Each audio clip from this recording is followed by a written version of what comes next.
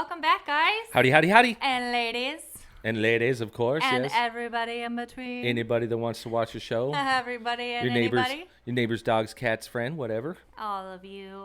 Welcome back. Thanks for joining us today. We missed you. Yeah, thanks for coming back. If you missed us on our hiatus last time, we finally got our shit together and got it figured out, and we're back. Gods are back on again. our sides, I hope. Yep. So yeah, we're gonna do it here. Yay!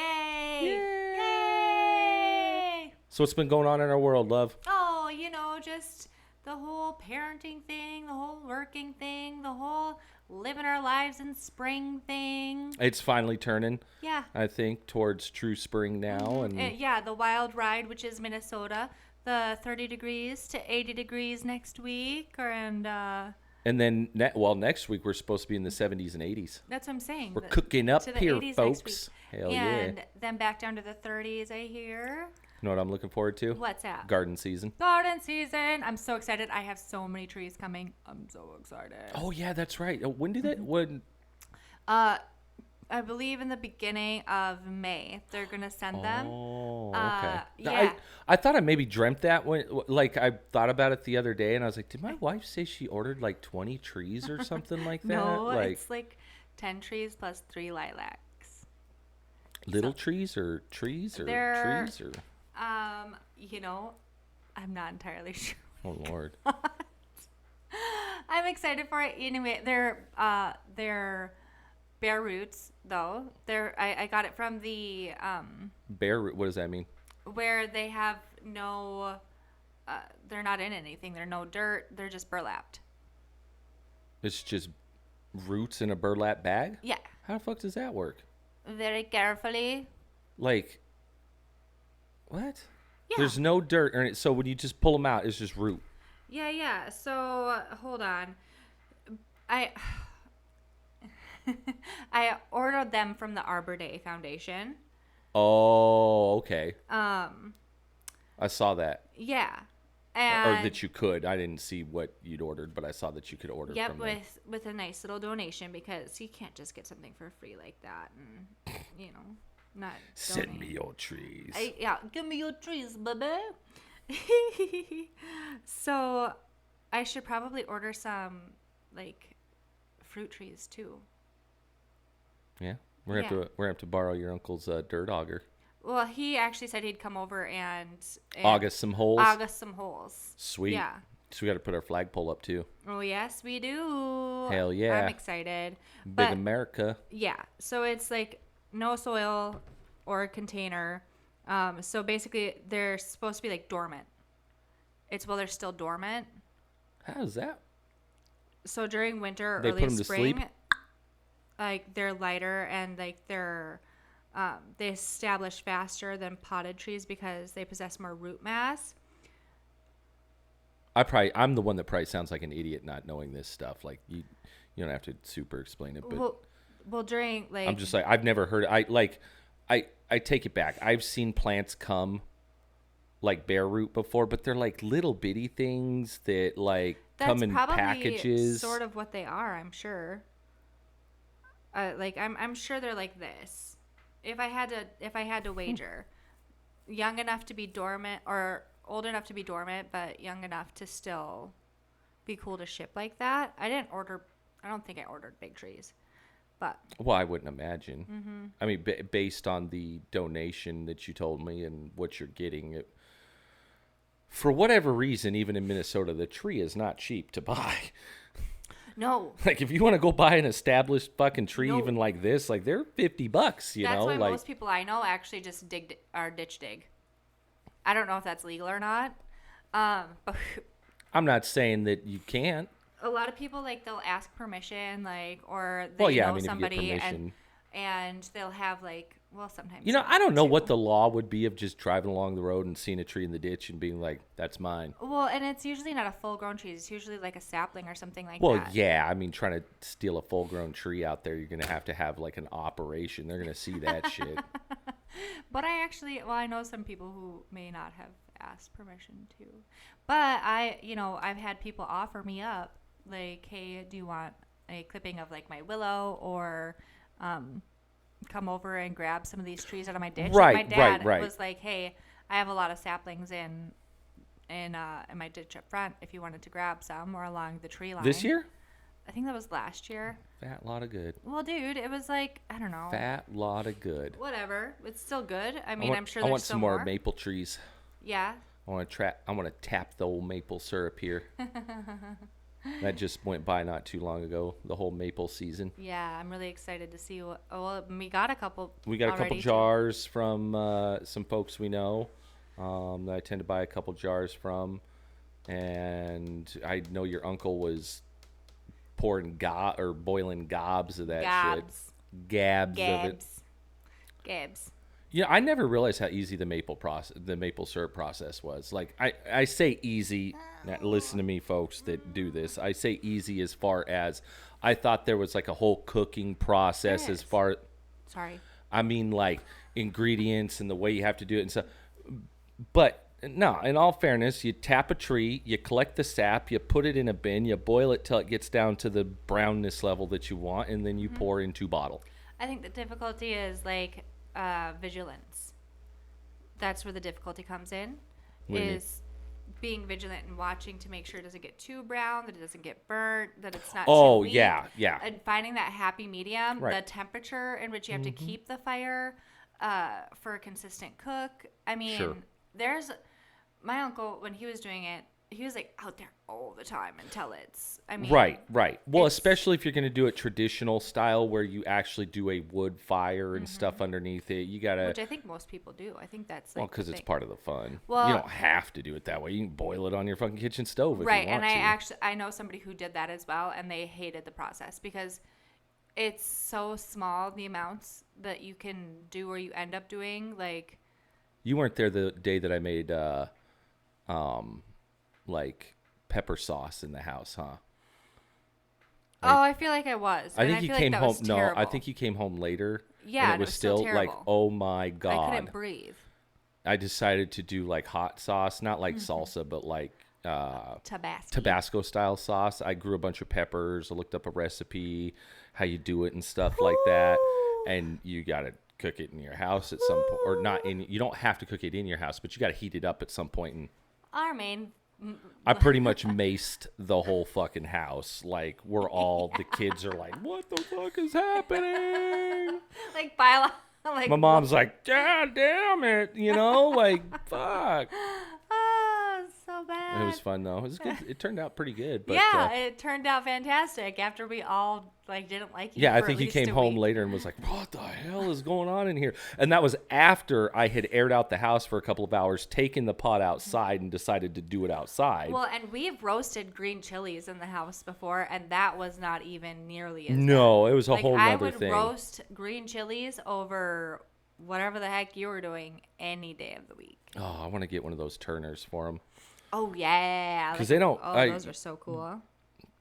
God's blessed the Minnesota, but let me tell you something. As Can't far grow as green chili. the green chili up here goes, Well, Jesus. the hatch and stuff like that is Well, what we're yeah, talking about. I don't know if you could legally even call it a hatch chili if you grew it up here. The poblano. But if you did the poblano or anything along that style, that green chili style, I've tried. And like I can grow jalapenos, habaneros, scorpions, all those gnarly things up here.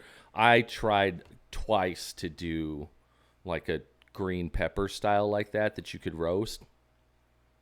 Wanted nothing to do with it up Because here. it's not New Mexico It's not or Colorado or Arizona. or Arizona. Any of those It's not places. the Southwest. Nope. It's not. It's not. It's not. Completely opposite, in fact. But yeah, no. Again, super excited for the garden season.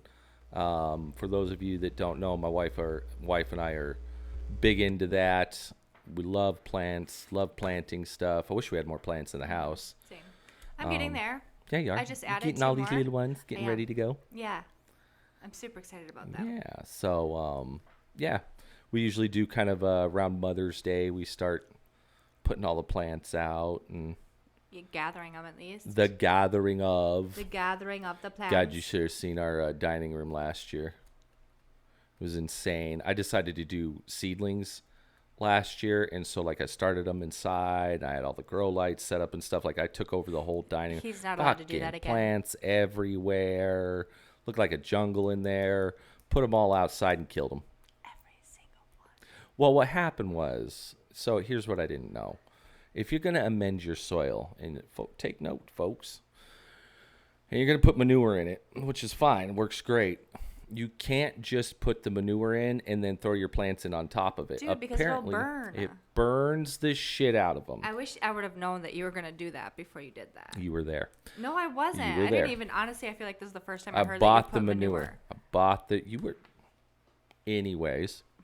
So I amended this soil. I threw all these plants that we'd grown inside that were doing phenomenal at that point, almost too well. And I put them all outside, and boy, they did not do well. And because I'd found out that you can't do that. If you're going to put manure in your soil, that's great, but you got to give it at least 2 weeks, preferably a month, to soak in. And what was funny is after a good month or so went by, those plants started recuperating. The problem was they started recuperating in about August, Right. and they were just getting ready. Like we were going to do a And then late we had harvest, freeze. and I was like, oh my God, we were literally one fucking weekend off. Yeah. 1 weekend off. I was like, we're going to give it one more weekend, and these are going to be tits perfect, Yeah, right? last year was the And then it worst. froze, and it murdered everything. So So we just let it all kind of stay and sort of let it mulch up yep, and mush into the soil. into the soil and kind of use it as a compost. Mm-hmm. And we'll see what happens. This year I'm going to do a trench compost. I'm excited. Mm. And then, yeah, I think we're just going to go with pre-established plants. We're going to pop them into the ground and be done with it. Yeah. I'm doing seeds again. I have my herbal bed that I always love to do. That is my absolute favorite. I got to fix that up a little bit. God, I love that thing. It's on stands, and it's kind of It's a little wonky, diddle. so. But I've got some ideas. Interesting. I'm an idea man. Well, maybe this week when it's 80 degrees, we can do those ideas. Yeah. Again, it's time to get out there and start. Even a couple weeks ago, when we had a 70-degree day, you drive up and down the area we live in, and everybody was out there doing something in the dirt, at least kicking it or something. I know I was aerating the beds. Mm-hmm. I was like, yes, let's get some sun. Let's do it. Let's do it. So. Yeah. But yeah, garden season coming up. For those of you that are into it, just get ready, y'all. Those of you that aren't, I hope you enjoy the spoils. yeah, exactly. Anyway. So yeah, like I said, weather's heating up. Things are turning around here. Yeah. Getting ready for the summer jam. Planning all of the summer stuff. All the camps, the festivities. games, the festivals, the brew fests, and oh, yeah, boy. I do like a brew fest. Same. And trying to figure out all the trails we want to hit, which campsites we want to go to. You're going to have to trips, watch yourself at the brew Spaceballs. fest this year. I know. You're on a whole new Yeah. fancy kick of a diet, Yeah. And which you've been doing phenomenal Thank with, I you, must thank say. you. And, well, in doing so, I've cut back my drinking considerably. And I had, like, one drink the other night. And I was like, holy schnitzel, I feel it. Which is crazy. 'cause Whoa. anybody who knows me knows that I don't want to, it's not like a hype or anything like that. But I am, Says the woman from her 30th birthday party. okay, I was turning 30, first of all. And I had never mind. That's the only time. That's another story for another time. And that is the only time that I think anybody in that room has ever seen me completely unhinged. Like, I was unhinged. Unfucking hinged. Which I was fine with. In a not like But I not was in a surrounded by violent crazy friends. way, but I like was a little violent. I think I smacked my cousin's husband like 3 times. well, he probably deserved it. I don't know. He was just standing there, but in the back of my mind somewhere, he did.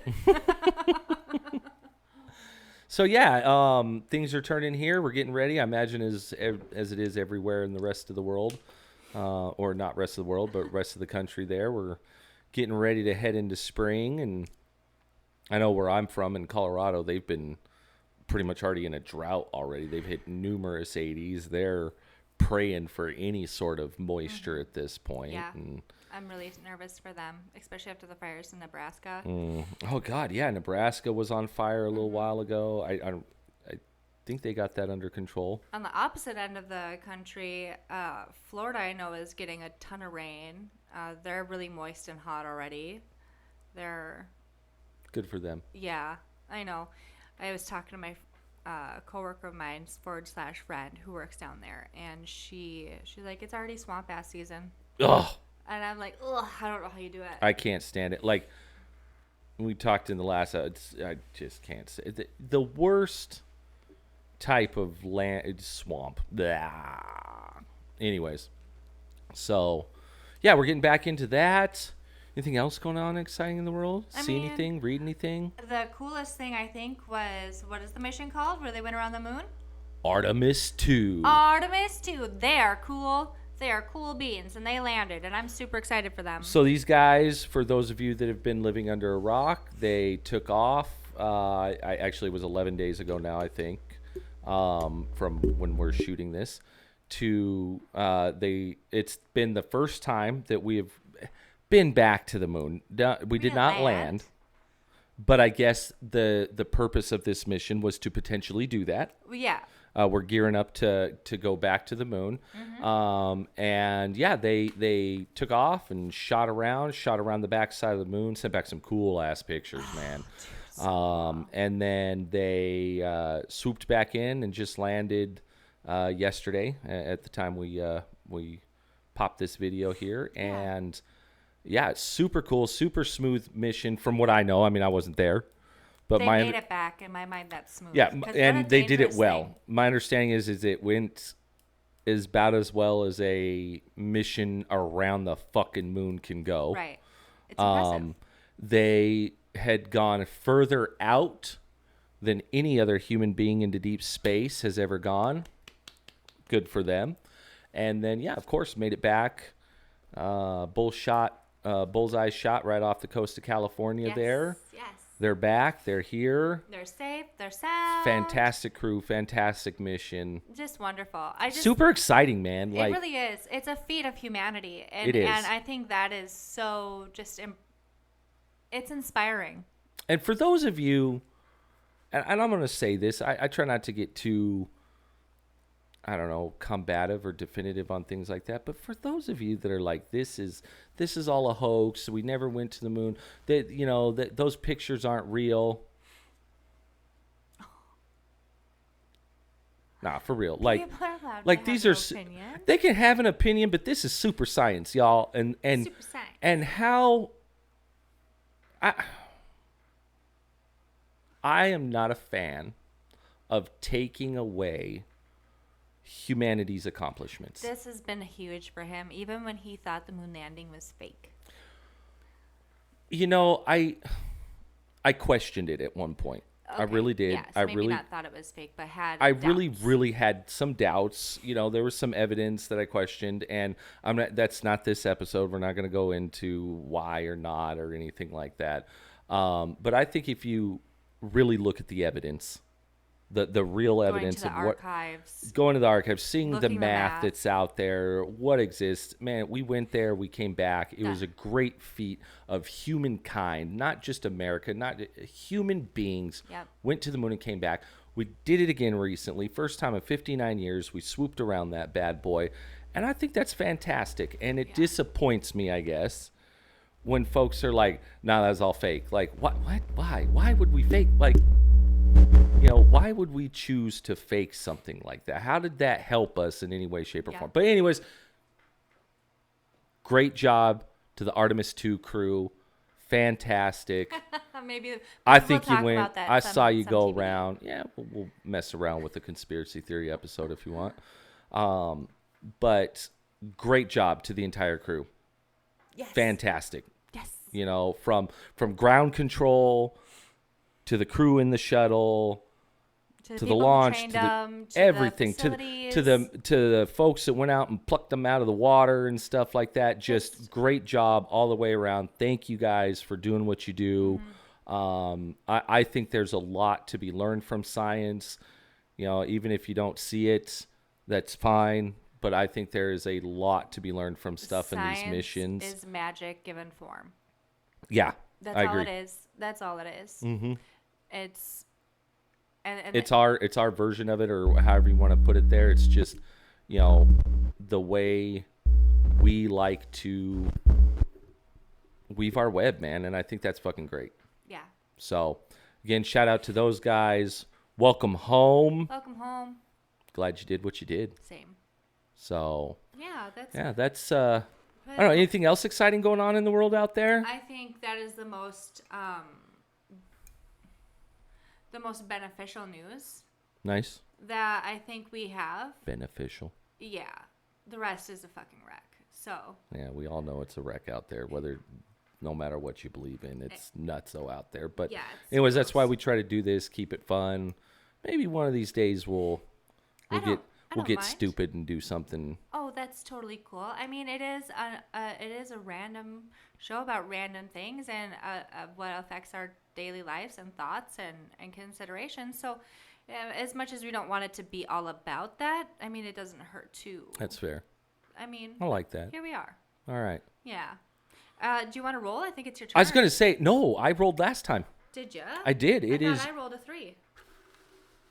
Oh, because I was having such bad luck at making this happen. Right. All right, so my turn to roll. Here we go. Hopefully a little bit better luck this time. Good roll. That's a 2. 2. All right. What do we got on list for number 2? List 2. The topic of today is the Ship of Theseus. Hot freaking damn. This is one of my favorite topics, man. Okay, so. Anybody who doesn't know the Ship of Theseus, I think I can actually pull up a brief description here. Okay, so, yeah, while you're bringing that up here and taking a look at it, if you know what the Ship of Theseus is, I think this is going to be a cool topic. If you don't, okay, what is the Ship of Theseus? Okay, so it's a philosophical thought experiment questioning whether an object, having had all its components replaced, remains fundamentally the same object. Okay, so what is the Ship of Theseus, though? Where is it? Who the hell is Theseus? So, oh gosh, so Roman Emperor. Yeah. Okay. Okay, so Roman Emperor. We're not going to get into the dates and times. Had a great ship. Okay, I forgot what the name of it was, but it sank in the lake. They were. You got a little bit more? Yeah. You got the deets? I mean, sort of. It's not quite the story, but it is the key aspects to the paradox. Right. So the scenario is Theseus' ship has its wooden planks replaced one by one over time until none of the original material is retained. Philosopher Thomas Hobbes furthered the paradox. If the old planks were gathered and used to build a second ship, which one is the true ship of Theseus? Perfect. So yeah, in lay terms, okay, if you have an object and let's say you're restoring something, let's talk about you're restoring an old vehicle. We got an uncle that loves to rebuild engines and make new vehicles new again and stuff, okay? If you were to take a vehicle and restore it, okay, how much of it do you restore before it's no longer the actual original vehicle? If you take the engine out and you put it in a completely new version, looks the same, feels the same, smells the same, but it's not the actual original body, and you put the engine in it, is it still the same car? The Ship of Theseus is arguing, yeah, if you were to take a ship, say, that was damaged in any manner, and you start replacing all the planks on it, okay, yeah, is it the original ship? But I think that's different. If you restore a vehicle and use new components versus restoring a ship or even the car and using the same components. But you couldn't. Those original components are gone. But the ship, they gathered all of the original components. No, they didn't. they replace, like, let's say a plank was completely destroyed, they would replace that plank. So now you've only got 99% of the actual original, and now you've got roughly 1%. We don't got to get into the math of a new piece of wood on there. Okay, Yeah. Is it still the Ship of Theseus? Most would say, yeah, man, that's one plank. Okay, what about 2, 3, 4, 5 planks? Okay, here's another thought for you, where this thought experiment gets extended. Say you save enough of the original ship and you rebuild it by getting new timbers, new wood, new everything like that. And again, you redesign it to the exact specifications. You do it even the exact same way that it was done. You use the same tooling methods and everything like that. And you replace all these planks. And you've got this new Ship of Theseus. Now, let's say somebody comes along and figures out a method to recover all the original material, Okay. then recreates another ship. Do you now have 2 ships of Theseus? Which one is the original ship? What is it to be the Ship of Theseus? So here's something. What about box houses? We're using the same blueprint over and over and over again. Is that now the same house? Well, it's the same. No, it's the same style of house. Concept? It's the same concept. If I build 10 ships all the same, you could have, the USS Nimitz, the USS Bunghole, whatever the hell you want to call them. They're all the same class of ship. They're all the same style. If you do track housing, yeah, they're all. I can remember I lived in a quote track housing neighborhood when I was younger, where if you went into anybody else's house, you could quickly realize where it was built on the same platform and style as the same house I lived in. Now, they might have a fireplace. We didn't. Our kitchen might be slightly extended into this area where theirs isn't. But you could generally look at it and go, wow, this is the same blueprint. They just adjusted things here and there. Okay. With the Ship of Theseus, you're talking about replacing it verbatim. Right. Is it the ship itself that makes it the ship, or is it the concept that makes it the Ship of Theseus? Is it Theseus's ship because it's Theseus's ship, and it doesn't matter where the materials come from or how it's put together? It's because it's Theseus. It's his ship. It's his heart that's there, his essence. That's what makes it Theseus's ship. Or is it the ship that was designed? Like, you take, a famous, say we talked about the Artemis moon mission. Mm-hmm. You take, say, one of those capsules, you recover it. It's a little beat up, a little dinged up, but you repair it to make it look like, is that really the same ship? I think. What are your thoughts? So, I have a couple thoughts. Okay. So I feel that if the ship has sunk and failed, why build it again into glory since it's failed? What if it wasn't the ship's fault? What if it died in glorious battle? Then it should remain as. That's fair. No, I'm just playing a bit of but devil's I hear advocate ya, here. And if you're gonna, I don't know, I just feel like. No, it's not. It's at that point what we would consider a replica, And many would agree with you. And it's all we've done is replicate the ship. The ship, Theseus's ship is at the bottom of the lake. It's done. It's to me a little synthetic at that point. And speaking of which, I kind of this concept reminds me of synthetic, like medicine. And everything like that. The first thought that came into my mind is if you replicate something, is it the same? Or if you rebuild on something that's not that something, is it the same? To me, like modern medicine, a lot of times uses the same exact molecular structures, but no matter what they do, it's not the same. It doesn't metabolize the same. I get what you're saying. It can't recreate the natural breakdown that happens in natural substances. So like for the ship, that is the original state. And anything after that is kind of a mutated or muted version of the original. Okay, so but let's go back to my 99% Muddled. analogy. Let's say a sailor is on that ship and he knocks a piece of it off and they just do a repair. It's no longer Theseus's ship.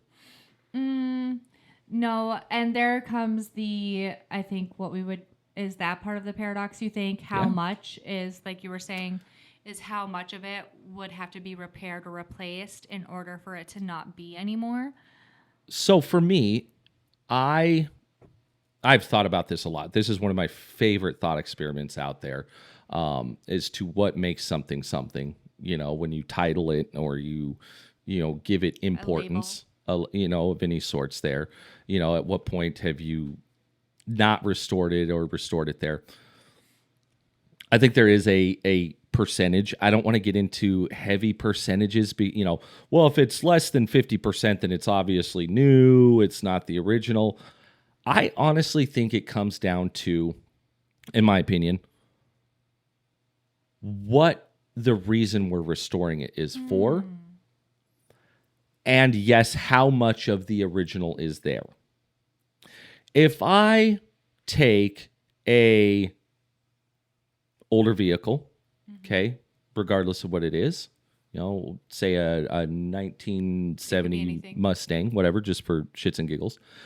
And in this day and age, 2026, I redesign that vehicle, or I go back and I manufacture that vehicle exactly the same. I use the same tools, the same materials, Even the frame, even the original design. Now everything is new. There's not one piece of actually a 1967 Mustang on it, but I do it exactly the same. Hell, you could even hire. then it's a 2026. It's a 2026. Because it was made in 2026. Looks like identically. Even if you use the same manufacturer, the same employees, you grab Jim Bob and you say, you built this car back then, I want you to build this in. Even if it's the exact metal composition, the exact rubber composition, everything, it is not a 1960s or 1970 Mustang. It's not. What if we had a bunch of 1970 cars, 1970 Mustangs? Okay? I know where you're going with this. Go ahead. And you take a piece of each one of those vehicles, Sure. put them together, and make it so. Now you have a 1970 Mustang, but you don't have the same VIN number. You don't have the original vehicle. You will have to VIN that accordingly, in my opinion. But that's just a new VIN then, but it's still but you've used all the original parts from then. Is it still a 1970 Mustang? Yes, because those parts were made in 1970. So you've answered your question about Theseus's boat? Not exactly. Theseus's boat is a little different for me, and I think that's where this comes into. Theseus's boat was important because it was Theseus's boat. Okay. So any boat if I build another boat, boat, if I take all the plank, let's say I find a bunch of other boats through archaeology that were exactly like Theseus's boat, which there wouldn't be. It was only one. But let's say there was. He built, say, 60 of them. And we collected them all together and put them back together. Would you have Theseus's master boat, his original boat? No. But it would still be Theseus's, and that's the point you say. It would be one of his boats, but it would not be the boat. But he no longer has the boat. So anything that he brings forth as his, at that point, as his main, would be his. If Theseus made that boat, I would be okay with that. And that's where, again, where things differ. It depends on who's involved, why this thing was titled the way it was. If we knock down the Great Pyramids of Giza and we decide, okay, these are relics that are just so busted up, but we realize that, we did some math on it and we've got enough blocks here. If we collected all of these blocks and rebuilt a whole new Pyramid of Giza, it's not the same. It is a pyramid built in the style of Giza with original parts, but the essence of those And temples what went into it? and those the sweat and the energy of those individuals that went into it are not there. The quote magic of that time, the aura of that time is not there. It is not the same. You could say it's a replica, a rebuild, but it is not to be considered a classic. Okay, so here's a thought. Mm-hmm. What if we're talking gradual? Because it's still the same. This is good. Structural of the boat. Okay, so Over time, we keep making replacements on it. right, which keeps it within the essence of Right. itself. And that's why I argue. And let's say somebody collected all the parts you replaced and rebuilt the same exact boat. Which one is truly Theseus's boat? Is the ship structure preserved? Yeah. Then it's his boat. I say a lot of what something makes something is their structure. That goes back to the genes, to everything that I kind of think is because really, don't humans change? Every 7 years?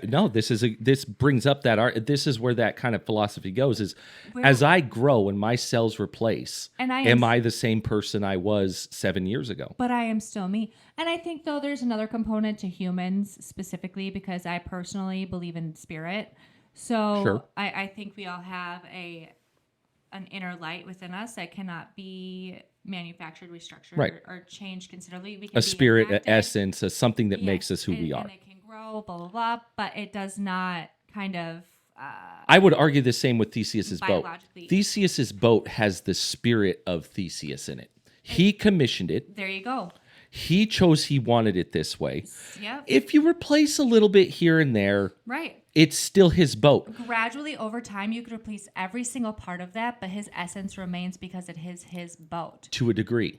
This is my opinion. If Theseus were to pass and repairs were to continue up to the point where the majority of the boat was replaced past his time, That's what I'm saying. That's different. now it's no longer because it doesn't have his essence in Theseus's it. boat.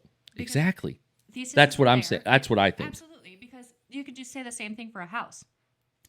Mhm. If you I agree. completely remodel a home, Yes. it's still your home. Right. Until it's freaking not. Until it's not. Until it's not. And there's the difference. I like that. I like that. You can. I think that's something that people can kind of connect with is you can grow up in a home and that can be your home. Your essence is there. Your vibes are there. It But can the feel like second you. you transfer that to somebody else, even if they keep it original, Well, and that's it's no longer your home. And that's kind of a funny thing. Have you ever walked into a home? Well, I suppose you kind of had the same home growing up. Yeah. So I don't know if you've ever owned something that has really meant something to you and then passed along to somebody else, whether it be a home, a car. I personally had something like up with a car. One of my first vehicles that I had it for years. I loved the thing, and I ended up selling it to my friend. Sure. Okay. When you got into my car, when it was my car, you could feel the vibe. You could feel it was you. My car. It was your car. People could feel that it was Right. my car. Right. You know, it was my vibe. It had all my fun things in it. You know, like I was just obviously a teenager, so I had like all my pictures up. It was me, my Right. spirit. I had You'd made it broken your in space. Right. And then when I got into it after I had sold it to a friend, it didn't feel right. It No. wasn't my car anymore. No, it wasn't. As much as that I held, the memories were mine, you know, that I had of it while it was in my possession. Right. You know, those are the things I get to keep. Well, I was going to But- say the same thing about my house, the house I grew up in growing up. I'm one of the lucky few that I grew up in the same house, respectively. We moved when I was, like in first grade or something, into the house that my parents still currently live in. My father and stepmother there, and they've changed different things about it. Now, it is still their house. When I walk into there, I feel their essence. Now, my bedroom is not my room anymore. No.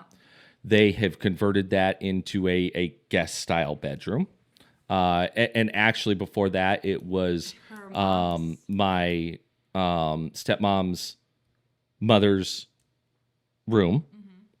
Okay. Her essence was there. Yes. In fact, I still feel her essence there more so than I feel mine. Now, when I go in there, I can still see my childhood-esque because the design of the room is still there as far as the structure of it. They didn't extend it or change the physical frame of the room. But the closet's different. Or the closet doors are different. The decor is different. The bed is different. The carpet's different. Everything is different to the point that that's not my room. And you could still feel like her energy. Far more so than I can feel my original energy. Well, and also because I think like there's the connection still in the house. Yes. The mother-daughter connection Absolutely. is still there. So there's still a part of her still living and continuing that essence on. As much as it was yours and your dad's there, stuff like that. But it had changed hands. Right. And so like what was last is still continuing. Right. But that's what I'm saying. That's no longer my room. That's not Justin's room anymore. So I think the same kind of applies to the theory of Theseus's ship is you could even keep the let's say Theseus's ship was never damaged, never sunk, never anything. And at some point he transfers that to his son or daughter or whomever, and they take that ship over. That's not Theseus's ship anymore. No. That's somebody else's ship. Somebody else's spirit. Somebody else's energy and essence, like you say, has taken over that. Yeah. It's got a different soul. And so I think it's very much the same. Like even when you rebuild a classic vehicle, to keep even the essence of that vehicle comes from that time.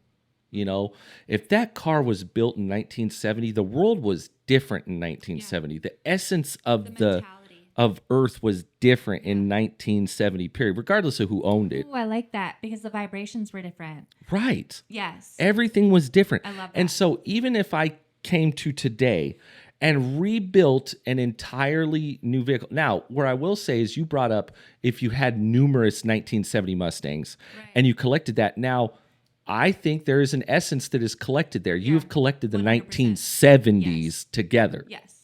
It's not the same. It's not the same VIN, in my opinion. In the same vibrational form. Yes. So maybe not as much because your vibrational form that you're collecting around you in the energy of the earth today is not the same. Maybe might make it a little less 1970s, but collectively on a percentage scale, I'd say it'd be like 95%. Right. Like if you went and rebuild my bedroom to the exact specifications that I had it, unless you literally collected my shit from that time, or at least the same posters from that time, it loses it. But I feel like you would still feel that. Like let's say you had all of your stuff.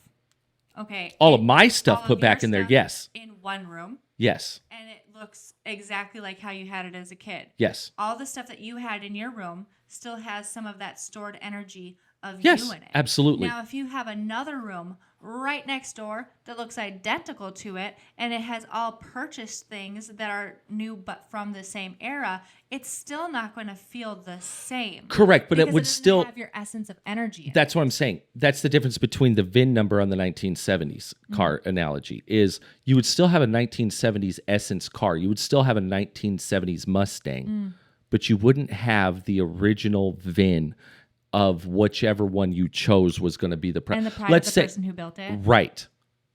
And that's what I'm saying. You could take those two rooms. If you were to collect my stuff, yes, now you've made my room. If you were to collect the exact same items from the same time frame and put them in my room, you're close, but it's still not the same. It's a 1980s, 90s room based on my style.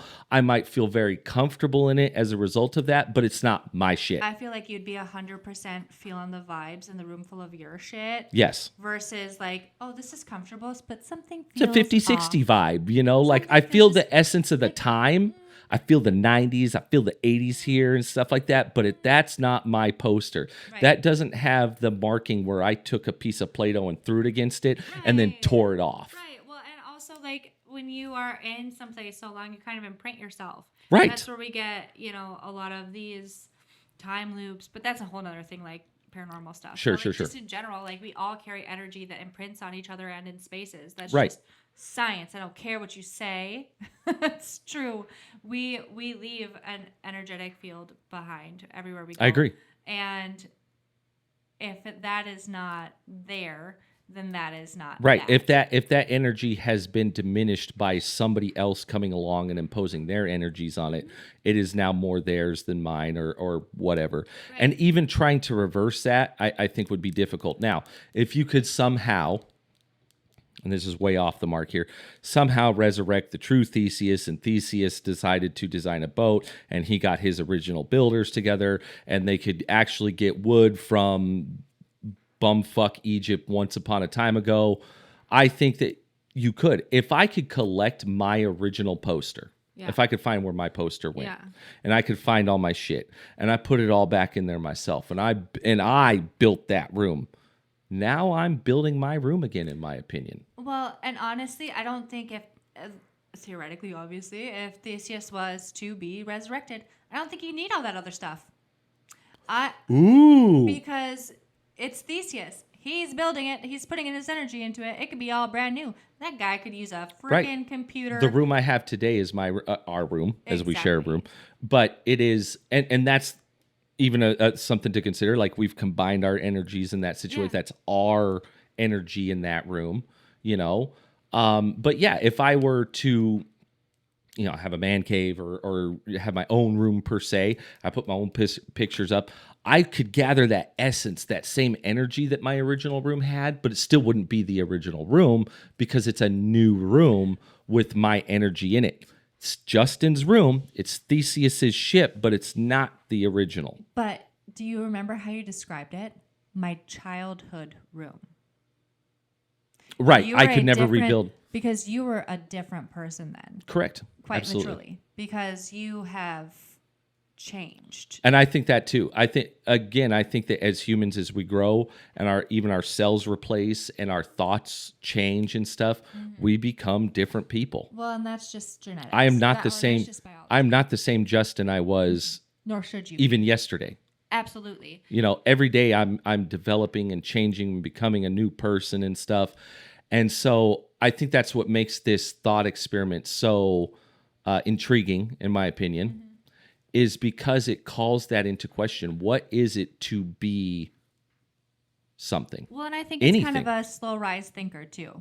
Because like on the surface, it feels like a common question that can be commonly asked or talked about. But the more you dive into it, I was a little weary on it, but you're right. It does pose a lot of interesting questions of what it is to have something belong to you, to be described as, or to be labeled to be as. something, to be anything. What does it make it to be it? So are we in agreement that what it comes down to is the spirit of it? Well, no, I think that's a part of it. Of what you put into it? I think it's spirit. I think it's time, the time frame in which it is developed, the modus operandum in which you've decided to do it. Yeah. Theseus built that ship at the time for a particular reason. Even if we resurrect Theseus and we convince him to build another ship, he's doing it for ulterior motives. That changes what it is to be what it is. So I'm seeing here what we're talking about is the spatiotemporal continual solution, arguing that an object changing gradually, maintaining a continuous path through space and time, it remains the same object, even if the parts are replaced. Is that what you're saying? No, I'm saying that. But it has to have that spirit too. So space, time, and spirit. So I guess to put this in the simplest way I can think of is if Theseus built a ship Yeah. and there was minimal repairs done to it. If my science friends want a number, let's say less than 10%. Okay.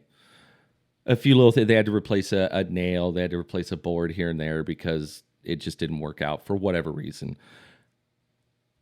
And then that ship is taken and preserved. Mm-hmm. That is Theseus's ship. Mm-hmm. Even if Theseus passes, and it has not transferred to anybody else who has used it in any other capacity, where Theseus passed, we've decided to honor this. You retire a player's number.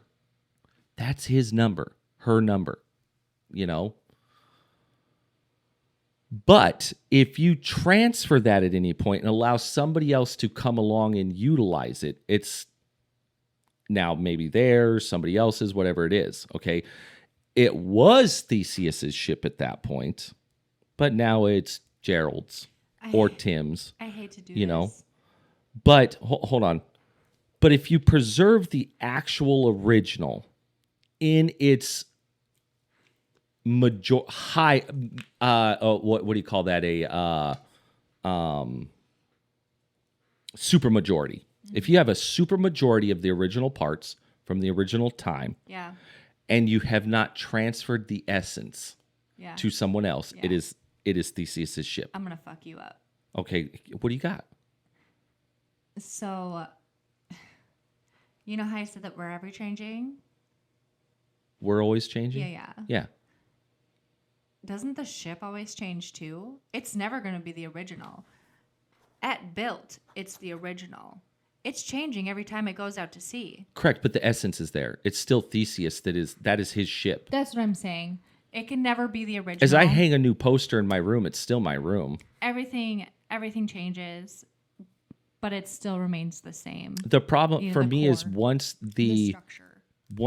the original reason for the design has passed, either the person, the concept, the time, whatever it is, has passed, it's not the original anymore. I can build a trebuchet from the medieval ages. That don't make it a medieval trebuchet. That makes it a modern trebuchet designed on medieval concepts. I don't know. Okay, so again, though, I think like let's take a famous prince or queen or king or something like that, and they have a crown that's specifically theirs. It was made for them, that they made famous because, and this is just an absolute hypothetical, of something that might be seen or observed from across the lands. Okay, that you have this royal person, they have a crown, it is theirs. It's a symbol of who they are, what they've done for the land. Nobody else is going to wear it because it is so symbolic to who that person is. Mm-hmm. Even after death, I would argue that crown is still right. That's what theirs. I'm saying. Even Theseus's ship. If Theseus designs the ship, has it built, and in its majority entirety remained the same, they replaced a few, like I said, a few parts here and there just to make it. And then they preserve it as such. That's Theseus's ship. But if it were to be passed down to somebody, as soon as you pass it to somebody and they're using it, it's something different at that point. I would agree. If Theseus on day one builds the ship and it's like this, and then on day two he hangs a poster in it, it's still fucking Theseus's ship. But because his essence is designing this as it goes. You know what's funny though? Like thinking about that, like it might change hands and it might change essences. Like it's not Theseus's, it's now da-da-da-da's. But like now it's become almost like a symbol because it was so impressive. Like, what if that crown was passed to somebody else? But the symbology behind it was there. So now you have an essence of like some sort of a power that might be associated with it, like winning war or justice or, and so now you're adding. But now you're getting into it. symbolism, which right. I think is a little bit different conversation of, okay, again, the crown, take your crown. Okay, there's the crown jewels. Okay, those have been around for hundreds of years. Okay, each monarch that comes along and gains that title gains, I don't know exactly how it should, but ownership, authority over those jewels. Now, what I think what would be unique in that situation is, are those the monarch's jewels or are those the people's jewels? Not to get into this, and I don't want to get into... That's a different argument. Okay. But very similar, along a very similar path. You know, at what point does it become more... And symbols, I think, carry a different energy and power versus original ownership of that object. You know, Excalibur was... That's what I thought of, too. Was... Also Gryffindor's sword. Is that... Right. Those were forged for a specific manner at a specific time for a specific reason. But not for a specific person. Now, once they transferred... Well, I would argue that Godric Gryffindor owned that sword at one point. But even the goblins make the argument of once that person dies... It's mine again. It's mine again because I designed it. I made that for them. It's no longer Godric Gryffindor's sword anymore. God, we're nerds. Yeah, we are. But that's and that's the thing, is that there's no hard answer to this. These are just our thoughts and beliefs on it there. Right. 100%. It's many people would argue, no, that's Godric's sword. It don't matter who gets a hold of it. That's his sword. Theseus's ship, the fact that he named it Theseus's ship makes it Theseus's ship. We could replace every single fucking part on it with the most modern of parts, and it's still Theseus's ship. I don't agree with that. But some people make the argument that, well, no, it wasn't. That's not what made it Theseus's ship. It made it Theseus's ship because Theseus designed it and named it. Anything that is in that essence is now Theseus's ship. Say you have a class, okay, in the U.S. military, and I believe in other militaries, you have a class of ship, okay, where everything built on that style is that type of ship, but then they each get their own moniker and name and stuff, but it's still a Sierra class ship or an Eisenhower class ship. Yeah. But it has, and I would argue that it carries a minute essence of, say, that class through every single one. But because, like track housing, you went through and you expanded the kitchen, you added a fireplace, you've made it a little more personal. It's still the original architect's design. You've merely modified that design. That don't make it your design. It can make it your house and your energy's in it. But to say... But so is the person who made the design. Their energy's in it too. A little bit, yeah. That's fun to think about. Every worker that built Theseus's ship has its blood, sweat, and tears on that motherfucker. Right. And those were Theseus's men.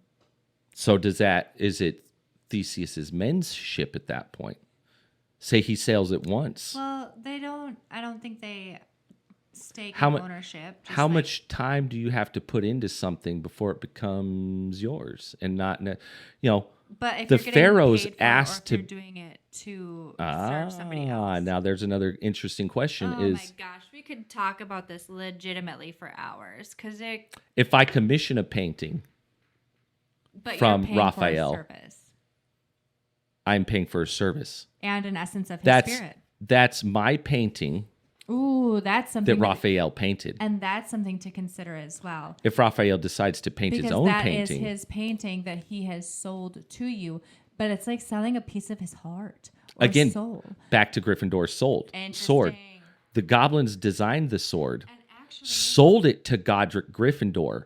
But they believe that once that is done, that is merely to buy something is to merely borrow it. I can now empathize more with the goblins, actually, I think, because there's a part of me that believes that, if you put so much effort into something, you are like selling a part of yourself, your time, your energy, etc. And, once that person is, it's like having it being returned, your energy being returned to you. Is Thor's hammer because it's Thor's or because it's Thor's hammer? And once you own the hammer, you become Thor. That's how the comic books play it. Yeah. To own that particular object makes you... to claim Excalibur makes you king. So in my mind, though, with Thor's hammer, I just think that outside of comic books, I think the hammer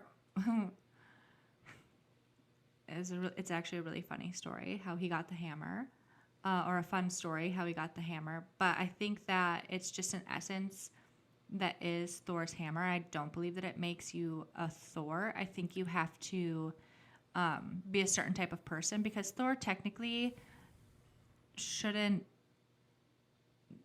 He's a type of person in his essence, and you don't have to be Thor in order to wield it if you can. Because you just have to be of a certain type. Do all 007s have to be a Bond? I don't know how that one works. I think that's what I'm saying. Is again, I don't. Yeah, we could spend copious amounts of time on this, but to get back to the original, the thought experiment of Theseus, and that's where this goes, is what makes something the owner of it, or it. At what point did a piece of metal in the ground become Excalibur? Why does pulling Excalibur from the stone make you king? I think that's a God's thing. I would agree, but that's the whole idea, is what makes an object something that it is, right? Or the essence of it. How much of it can be replaced? If I take Excalibur and I wrap the handle with leather because it makes it more comfortable for my hand, is it still Excalibur now? Yeah.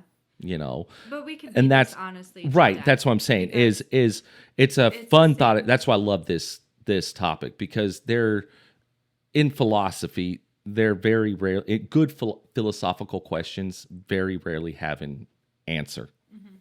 They have multiple answers. Because everything, honestly, in my opinion, is gray. There's a lot of life is gray, depending on your society that you grew up in. If you think about how different societies have been across the world, sure, we all have differences. A lot of similarities too, obviously. Absolutely. But from patriarchy to monarchy to just how we do things, from sacrifices to religious beliefs to, everything can be so different, and that can actually set your moral ground and how you go about doing things and believe in things. So I can't remember where I started with this specifically, but I think it's an interesting it's a very deep topic. That's what it comes down to, is, and that's what I love about it, is there is no solid answer. There's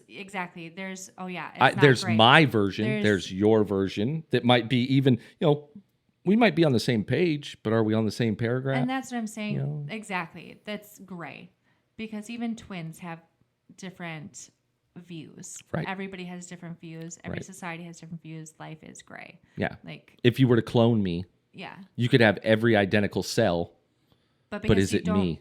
Because you're not seeing the same exact experience the same way, because you have a different spirit of the land, of your body, of your, it's different. It impacts everybody differently. So you're going to have a different opinion on this, even if it's close. Which I think is great. Mm-hmm. It's so it makes people. Right. And that's a beautiful thing. Absolutely. Anyway, I love it. No, I think we did a good job. What are your thoughts on it? Let us know. Throw a comment. Do you, at what point is it no longer his ship? At what point is it his ship? Yeah. Was it ever his ship? Like I said, maybe the goblins. He didn't build it. Somebody else built that. The Pharaoh didn't build those pyramids. Other people built those pyramids. They commissioned it in his name. Egypt's pyramids. Should they be Egypt's pyramids?